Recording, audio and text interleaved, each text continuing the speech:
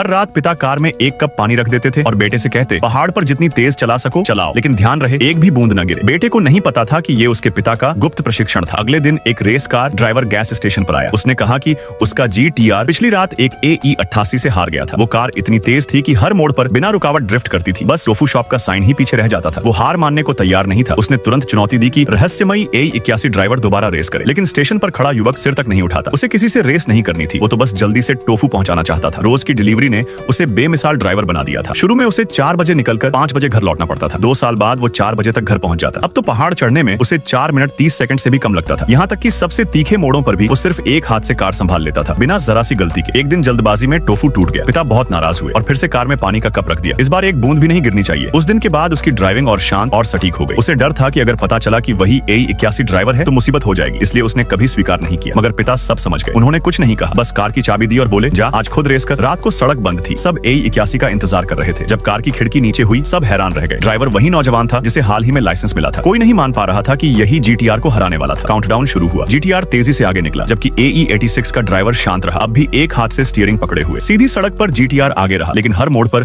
AE 81 थोड़ा थोड़ा पास आता गया। GTR ड्राइवर मोड़ बिल्कुल सही समय पर लेता, फिर भी AE 81 हर बार उसके ठीक पीछे होता। आखिरकार वे 5 सबसे खतरनाक हेयरपिन मोड़ों तक पहुंचे। AE 81 की रफ्तार कम नहीं हुई। सबको लगा अब कार पहाड़ से गिर जाएगी। अगर GTR बस स्थिर रहता तो जीत उसकी होती। लेकिन तभी टायरों की चीख सुनाई दी। AE 81 ने ड्रेनेज चैनल का इस्तेमाल करते हुए कमाल का ड्रिफ्ट मारा। उसी पल सब समझ गए, रेस खत्म। AE 81 जीत गया। रेस के बाद GTR ड्राइवर ने दोबारा चुनौती दी, लेकिन युवक ने सिर हिलाया, मुझे रेस नहीं करनी, मुझे तो बस टोफू पहुंचाना है। दोस्तों, तुम्हें कौन सी गाड़ी सबसे ज्यादा पसंद है? ये लीजेंडरी AE 81 या दमदार GTR?